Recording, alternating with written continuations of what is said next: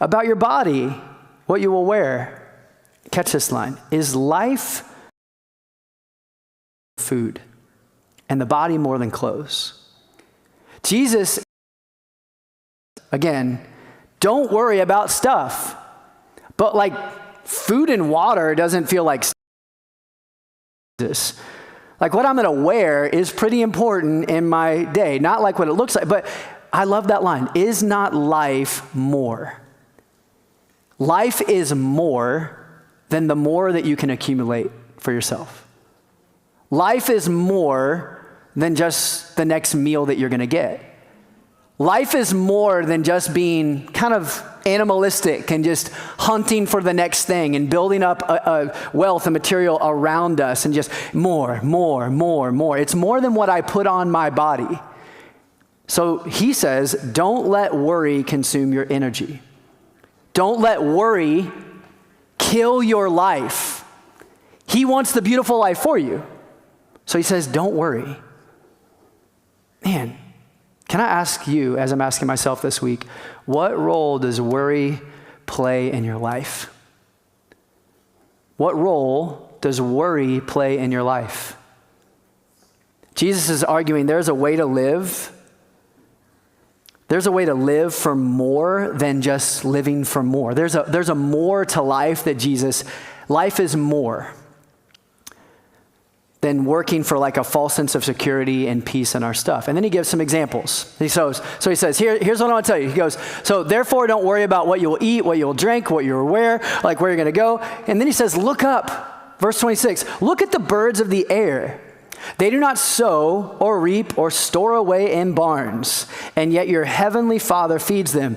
Are you not much more valuable than they? Can any of you, by worrying, add a single hour to your life? I'm just going to tell you, worry kills your life. It doesn't add to your life.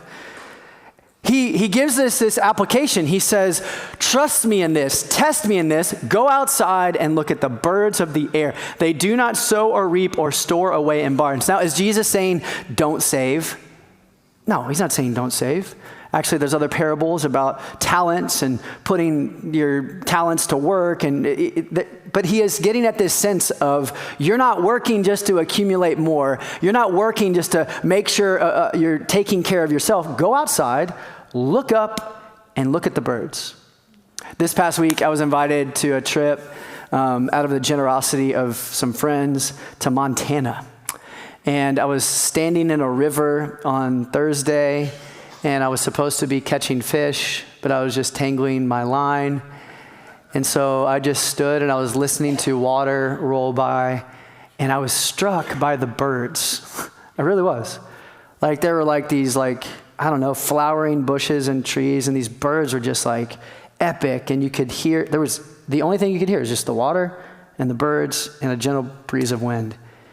And I was noticing I went to Target the other day and I saw those birdhouse cameras. I'm getting old. And I was like, Jenna, I want one of those birdhouse cameras, like a ring camera for birds in your yard. And I just think it's fascinating they're flying around and they're chirping and they're sitting and they're eating and they just feel free and light. Light and free. And Jesus says, look at that. Don't you want that? Free, light. Are they eating? Yeah. Are they fighting off crows who are trying to kill their chicks? I don't know. Baby birds? Yeah. But look up. They're chirping, they're light and free. And Jesus says, I am inviting you to live that way.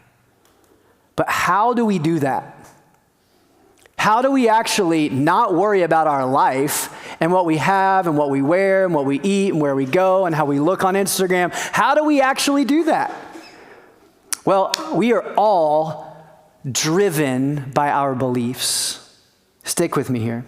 All of our behaviors are driven by our beliefs. Every behavior in our life is driven by what we believe. I brushed my teeth this morning. Thank you very much for honoring that. I brushed my teeth this morning because I believe that decay will happen in my mouth if I don't. I'm going to brush my teeth before bed. You better too. If you don't brush your teeth twice a day, let me talk to you about my belief. I buckled my seatbelt even though I live about a mile from here on Johnson. I buckled my seatbelt because I believe, number one, it could save me, and number two, I'm going to get a ticket if I don't wear it. I put my phone on my thigh so the cops couldn't see me texting. Because, right? Every behavior is driven by belief. Every one of them. Everything you do, there's a belief attached to it. And so what Jesus is doing here in this whole teaching on money and materials and God and all these things, the beautiful life, is that he is pushing on us. He's pushing to get to the root of this tension between God as Father, if you remember, provider, protector, and money. And he exposes the belief that will ultimately drive our behavior one way or another. Will I serve God, or will I serve mammon and money and more? Because catch what he says in verse 26. We read it. He says, look at the birds of the air. Are you not much more valuable than they? They're free and light. God feeds them. He provides for them. Can any one of you, by worrying, add a single hour to your life? Here's the point of this whole piece. At the heart of this issue of who we serve and how we experience life and what is good for us is your value and my value. Understanding that God values you. From the words of Jesus, don't you know that you're more valuable than birds? He's not diminishing, but we can hear him right now. You're not diminishing birds. He's not diminishing birds and saying like birds don't matter. He's saying you matter way more. You are valuable to him. He knows what you need. And get this is the belief that Jesus is driving you and I to understand. It might feel simple, but you might need it today. You matter to God. You matter to God. You are valuable to God. He values you. He cares for you. He sees what you're worried about, what you're anxious in, and he has what you need. And when you believe this and come to God with this kind of relationship, it changes everything. Jesus goes on with an application in verse 28. He says, why do you worry about clothes? Again, you saw the birds. Now look at the flowers in the field. They grow. They don't try really hard. They don't spin around in circles. They don't like spinning tops. Yet I tell you that not even Solomon was a king in the Old Testament who was the richest man to ever live in all of his splendor. He wasn't dressed like one of these flowers. Like he even tried to have it all, and he couldn't be as beautiful as the flowers that God provided for. If that is how God clothes the grass of the field, which is here today and tomorrow is thrown into the fire, will he not much more clothe you? You have little faith. So do not worry, saying, what are we going to eat? What are we going to drink? What are we going to wear? Where are we going to go? How are we going to do this? For the pagans run after all these things, and your heavenly Father knows that you need them.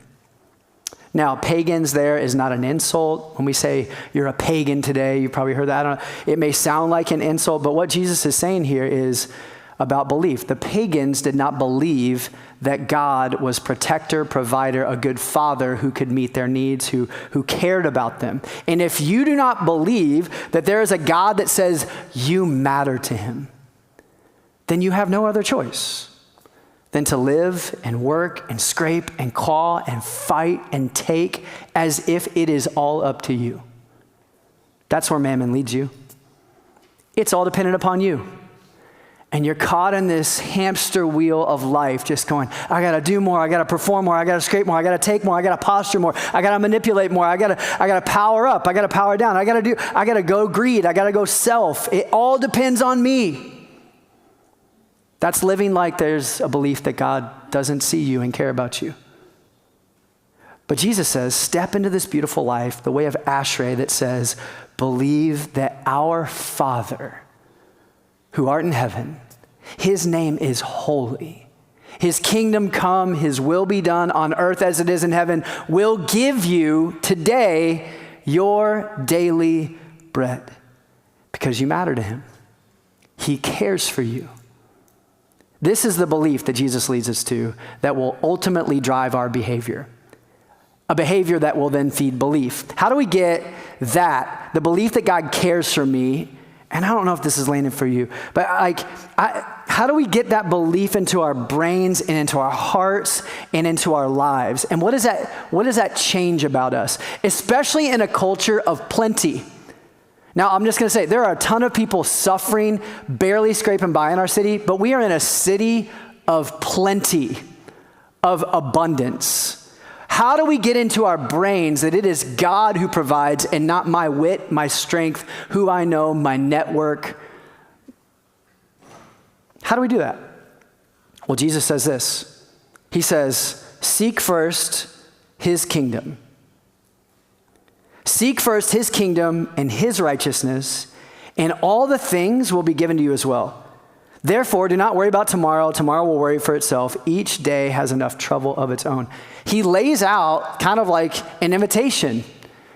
He says, God is a good father who has what you need. He wants to provide for you. So would you come to him and seek him first?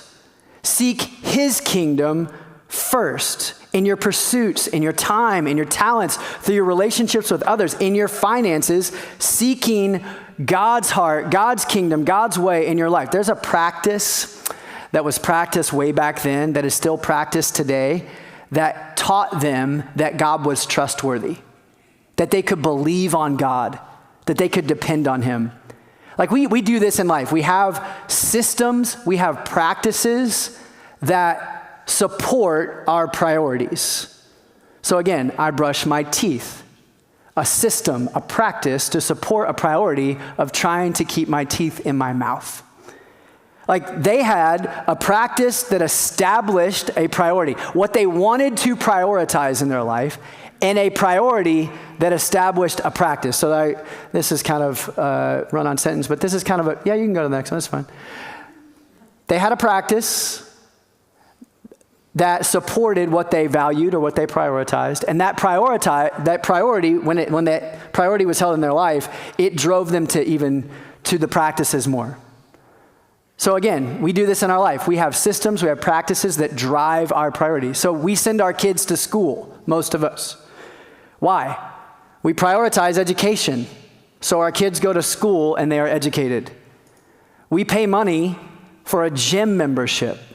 Why? Because it's a priority to be healthy, and so we pay money to pay to the gym, to go to the gym, and there's practices of building up our body. We subscribe to streaming services, Netflix, Apple Plus, TV. Why? Because we prioritize the need to be entertained. We have all of these beliefs in us and all of these practices to back it up. And back in Jesus' day, God's people built practices specifically around money to prioritize a kingdom first mentality that said, we want to seek the ways of God over the ways of mammon. And mammon has such a grip on our heart and is so tantalizing that we want to practice something that will drive the thing that we want to prioritize in our life. And they practice something that we call tithing.